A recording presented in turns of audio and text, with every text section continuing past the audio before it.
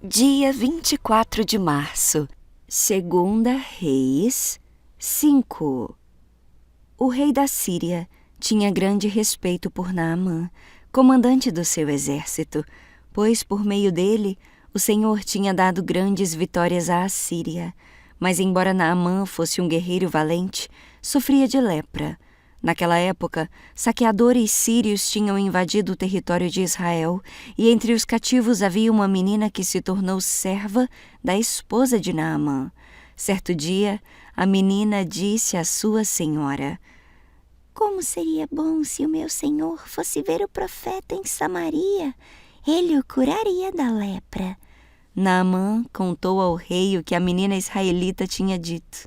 Então o rei da Síria lhe respondeu: "Vá visitar o profeta. Eu lhe darei uma carta de apresentação ao rei de Israel." Naamã partiu levando 350 quilos de prata, 72 quilos de ouro e 10 roupas de festa. A carta para o rei de Israel dizia: "Com esta carta apresento o meu servo Naamã. Quero que o cure da lepra." Quando o rei de Israel leu a carta, rasgou as roupas e disse: "Acaso sou Deus, capaz de dar ou de tirar a vida? Porque esse homem me pede que cure um leproso. Como vocês podem ver, ele procura um pretexto para nos atacar." Mas quando Eliseu, homem de Deus, soube que o rei de Israel havia rasgado as roupas, mandou-lhe esta mensagem: "Por que o rei ficou tão aflito? Envie Naamã a mim, e ele saberá que há um profeta verdadeiro em Israel." Então Naamã foi com os seus cavalos e carruagens e parou à porta da casa de Eliseu. Ele mandou um mensageiro dizer a Naamã: "Vá e lave-se 7 vezes no rio Jordão. Sua pele será restaurada e você ficará curado da lepra." Naamã ficou indignado e disse: "Imaginei que ele sairia para me receber. Esperava que movesse as mãos sobre a lepra, invocasse o nome do Senhor seu Deus e me curasse. Não são os rios Abana e Farfar em Damasco melhores que qualquer rio em Israel? Será que eu não poderia me lavar em um deles e ser curado?" Naamã deu meia volta e partiu furioso, mas os oficiais tentaram convencê-lo, dizendo: "Meu senhor, se o profeta lhe tivesse dito para fazer algo muito difícil, o senhor não teria feito. Por certo, o senhor deve obedecer à instrução dele, pois disse apenas: 'Vai, lave-se e será curado.'" Assim Naamã desceu ao Jordão e mergulhou 7 vezes, conforme a instrução do homem de Deus. Sua pele ficou saudável como a de uma criança e ele foi curado. Então Naamã e toda a sua comitiva voltaram para onde morava o homem de Deus. Ao chegar diante dele, Naamã disse: "Agora sei que no mundo inteiro não há Deus senão em Israel. Por favor, aceite um presente de seu servo." Eliseu, porém, respondeu: "Tão certo como vive o Senhor a quem sirvo, não aceitarei presente algum." Embora Naamã insistisse, Eliseu recusou. Então Naamã disse: "Está bem, mas peço que permita que este seu servo leve para casa 2 mulas carregadas com a terra deste lugar. De agora em diante, nunca mais oferecerei holocaustos ou sacrifícios a qualquer outro Deus, senão ao Senhor. Mas que o Senhor me perdoe por uma coisa. Quando meu senhor o rei for ao templo do Deus Rimom para adorar ali e se apoiar em meu braço, que o Senhor me perdoe quando eu também me curvar." Eliseu disse: "Vá em paz." Então Naamã partiu para casa. Mas Geazi, servo de Eliseu, homem de Deus, pensou: "Meu senhor não deveria ter deixado esse sírio Naamã partir sem aceitar os presentes. Tão certo como vive o senhor, vou correr atrás dele para ver se consigo alguma coisa." E Geazi correu atrás de Naamã. Quando Naamã viu que Geazi corria atrás dele, desceu de sua carruagem e foi ao encontro dele. "Está tudo bem?" perguntou Naamã. "Sim, está tudo bem. O meu senhor me enviou para dizer que acabaram de chegar 2 jovens profetas da região montanhosa de Efraim. Meu senhor pediu 35 quilos de prata e 2 roupas de festa para eles." Respondeu Geazi. "Claro, leve 70 quilos de prata," insistiu Naamã. Ele lhe deu 2 roupas de festa, colocou a prata em 2 sacolas e enviou 2 servos para carregarem os presentes para Geazi. Ao chegarem à colina, Geazi pegou as sacolas, enviou os servos de volta e escondeu os presentes dentro de casa. Quando entrou para ver o seu senhor Eliseu, este lhe perguntou: "Onde você esteve, Geazi?" "Não estive em lugar algum", respondeu Geazi. Mas Eliseu lhe disse: "Você não percebe que eu estava presente em espírito quando Naamã desceu da carruagem para encontrar-se com você? Esta definitivamente não era a ocasião de receber dinheiro e roupas, oliveiras e videiras, ovelhas, gado e servos. Por isso, você e seus descendentes sofrerão da lepra de Naamã para sempre." Quando Geazi saiu dali, seu corpo estava coberto de lepra, sua pele estava branca como a neve. 2 Reis 6. Certo dia, os membros do grupo de profetas disseram a Eliseu: "Como vê, este lugar onde nos reunimos é pequeno demais. Vamos descer ao Rio Jordão, onde há muitos troncos, e construir ali um lugar para nos reunirmos." Eliseu disse: "Está bem, podem ir." "Venha conosco", sugeriu um deles. "Eu irei", respondeu Eliseu, e foi com eles. Quando chegaram ao Jordão, começaram a derrubar árvores. Enquanto um deles cortava um tronco, a parte de ferro do machado caiu no rio. "Ai, meu senhor, o machado era emprestado!" gritou. "Onde caiu?" perguntou o homem de Deus. Quando mostraram o lugar para Eliseu, ele cortou um galho e o jogou na água, e fez o ferro do machado flutuar. "Pegue-o", disse Eliseu, e o homem estendeu a mão e o pegou.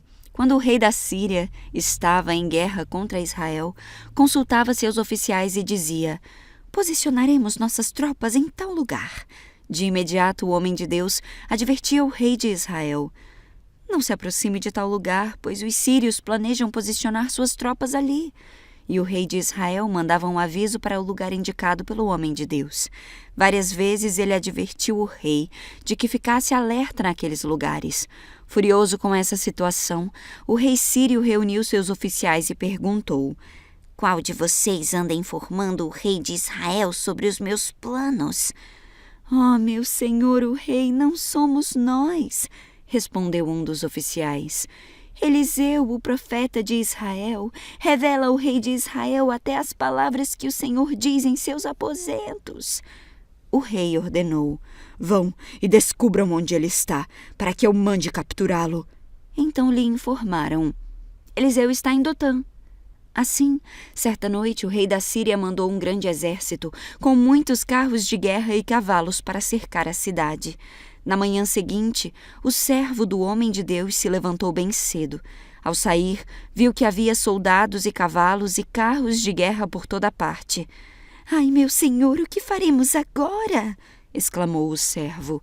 Eliseu disse: "Não tenha medo, pois do nosso lado há muitos mais do que do lado deles." Então Eliseu orou: "Ó Senhor, abre os olhos dele para que veja." O Senhor abriu os olhos do servo, e ele viu as colinas ao redor de Eliseu cheias de cavalos e carruagens de fogo.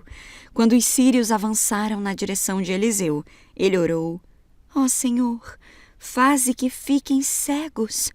E o Senhor fez que ficassem cegos, conforme Eliseu havia pedido. Então Eliseu saiu e lhes disse: "Vocês tomaram o caminho errado. Esta não é a cidade certa. Sigam-me e eu os levarei até o homem que procuram." Então ele os guiou à cidade de Samaria. Assim que entraram em Samaria, Eliseu orou: "Ó Senhor, agora abre os olhos deles para que vejam." O Senhor abriu os olhos deles e descobriram que estavam no meio de Samaria. Quando o rei de Israel os viu, perguntou a Eliseu: "Devo matá-los, meu senhor? Devo matá-los?" "É claro que não", respondeu Eliseu. "Eles são os prisioneiros que você capturou na batalha. Dê-lhes comida e bebida e mande-os de volta para casa, para o senhor deles." Então o rei lhes ofereceu um grande banquete e os mandou de volta para casa, para o senhor deles. Depois disso, os invasores sírios não invadiram mais a terra de Israel. Algum tempo depois, porém, Ben-Hadad, rei da Síria, reuniu todo o seu exército e cercou Samaria. Como resultado, houve grande fome na cidade. O cerco durou tanto tempo que uma cabeça de jumento era vendida por 960 gramas de prata e 1/3 de litro de esterco de pombo por 60 gramas de prata. Um dia, quando o rei de Israel caminhava pelos muros da cidade, uma mulher gritou para ele: "Oh, meu senhor, o rei, por favor, ajude-me." Ele respondeu: "Se o Senhor não a ajudar, o que poderei fazer? Não tenho alimento na eira, nem vinho na prensa de uvas." Mas depois o rei perguntou: "Qual é o seu problema?" Ela respondeu: "Esta mulher me disse: 'Vamos comer o seu filho hoje, e amanhã comeremos o meu.' Então cozinhamos meu filho e o comemos. No dia seguinte eu disse a ela: 'Mate o seu filho para que o comamos.' Mas ela o havia escondido." Quando o rei ouviu isso, rasgou as roupas, e enquanto ele caminhava pelos muros, o povo viu que por baixo do manto ele usava pano de saco junto à pele. Então o rei jurou: "Que Deus me castigue severamente se eu não separar a cabeça de Eliseu de seus ombros ainda hoje."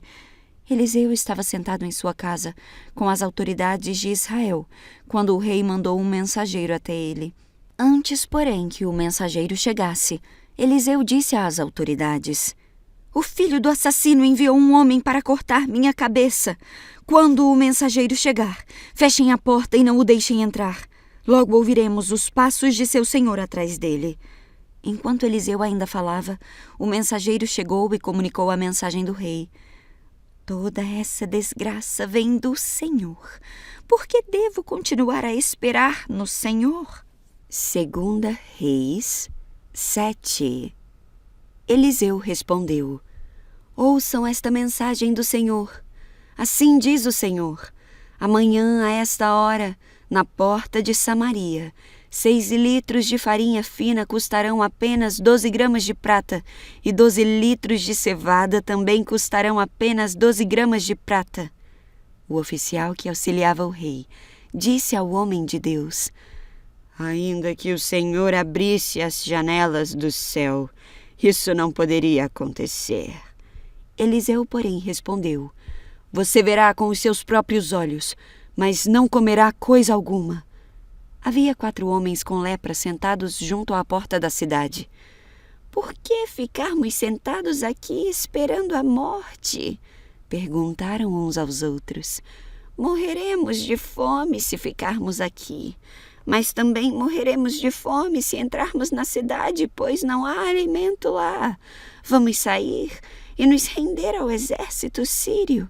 Se eles nos deixarem viver, melhor. Mas se nos matarem, de qualquer maneira teríamos morrido." Ao anoitecer, partiram para o acampamento dos sírios. Quando chegaram às extremidades do acampamento, viram que não havia ninguém ali, pois o Senhor havia feito o exército sírio ouvir o ruído de carros de guerra e o galope de cavalos e o som de um grande exército que se aproximava. Disseram uns aos outros: "O rei de Israel contratou mercenários hititas e egípcios para nos atacarem." Por isso fugiram ao anoitecer, abandonando tendas, cavalos, jumentos e tudo mais, e correram para salvar a vida. Quando os leprosos chegaram às extremidades do acampamento, foram de uma tenda a outra, comendo e bebendo. Pegaram a prata, o ouro e as roupas que encontraram e esconderam tudo.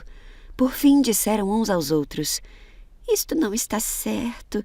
Este é um dia de boas notícias e não contamos a ninguém.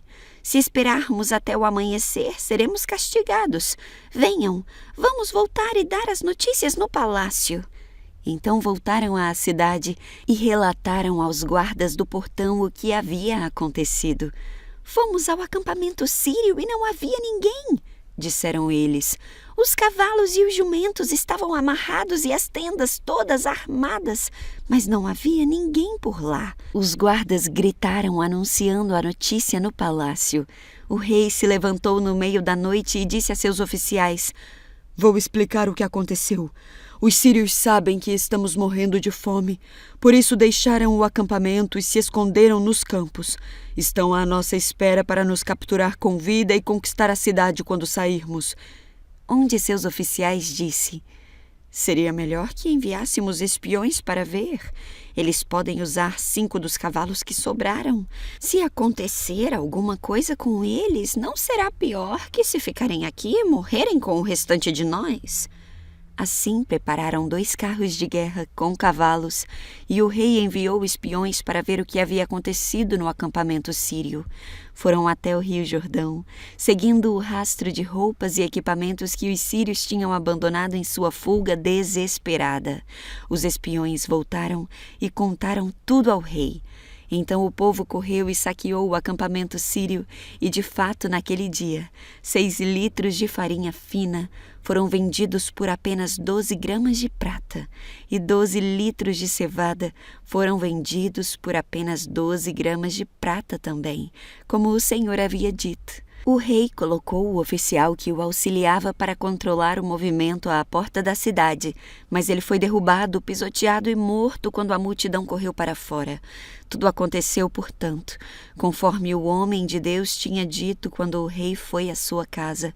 O homem de Deus havia dito ao rei: amanhã, a esta hora, na porta de Samaria, 6 litros de farinha fina custarão apenas 12 gramas de prata, e 12 litros de cevada também custarão apenas 12 gramas de prata. O oficial do rei havia respondido: ainda que o Senhor abrisse as janelas do céu, isso não poderia acontecer. E o homem de Deus tinha dito: você verá com os seus próprios olhos, mas não comerá coisa alguma. E assim aconteceu, pois ele foi pisoteado pelo povo à porta da cidade e morreu. 2 Reis 8. Eliseu tinha dito à mulher cujo filho ele havia ressuscitado: reúna sua família e mude-se para outro lugar, pois o Senhor proclamou sobre a terra de Israel uma fome que durará 7 anos. A mulher seguiu a instrução do homem de Deus, reuniu sua família e mudou-se para a terra dos filisteus, onde ficou 7 anos. Ao final dos 7 anos, a mulher voltou da terra dos filisteus e foi ao rei para reaver sua casa e suas terras. Quando ela chegou, o rei falava com Geazi, o servo do homem de Deus. O rei havia acabado de dizer: conte-me alguns dos grandes feitos de Eliseu. E Geazi lhe falava sobre a ocasião em que ele, Eliseu, havia ressuscitado um menino. Naquele momento, a mãe do menino entrou e apresentou ao rei sua petição para reaver a casa e as terras. Veja, ó meu senhor o rei, esta é a mulher e este é o filho dela, que Eliseu ressuscitou, exclamou Geazi. É verdade? Perguntou o rei à mulher, e ela lhe contou o que havia acontecido. Então o rei ordenou a um de seus oficiais: providencie que tudo seja devolvido a ela, incluindo o valor das outras colheitas realizadas durante o tempo em que esteve ausente. Eliseu foi a Damasco, capital da Síria, onde o rei Ben-Hadad estava doente. Quando alguém disse ao rei que o homem de Deus tinha chegado, o rei disse a Hazael: leve um presente para o homem de Deus. Depois peça que ele pergunte ao Senhor se eu vou me recuperar desta doença. Hazael levou consigo o presente e 40 camelos carregados com os melhores produtos de Damasco. Foi vê-lo e disse: seu servo Ben-Hadad, rei da Síria, me enviou para perguntar se ele vai se recuperar de sua doença. Eliseu respondeu: vai e diga-lhe, certamente se recuperará. Na verdade, porém, o Senhor me mostrou que ele certamente morrerá. Eliseu olhou fixamente para Hazael até deixá-lo constrangido. Então o homem de Deus começou a chorar. Por que o Senhor está chorando? Perguntou Hazael, e Eliseu respondeu: sei das coisas terríveis que você fará com os israelitas. Queimará as cidades fortificadas, matará os jovens à espada, esmagará as criancinhas e rasgará o ventre das mulheres grávidas. Hazael disse: como é que alguém tão sem importância como eu poderia fazer coisas tão grandes? Eliseu respondeu: O Senhor me mostrou que você será rei da Síria. Hazael se despediu de Eliseu e, quando voltou, o rei lhe perguntou: O que Eliseu disse? Hazael respondeu: Disse que o Senhor certamente se recuperará. Mas no dia seguinte, Hazael pegou uma coberta, encharcou-a em água e a segurou sobre o rosto do rei até que morresse. E Hazael foi o sucessor do rei na Síria. No 5º ano de Jorão, filho de Acabe, rei de Israel, quando Josafá ainda reinava em Judá, Jeorão, filho de Josafá, começou a reinar em Judá. Jeorão tinha 32 anos quando começou a reinar e reinou em Jerusalém por 8 anos.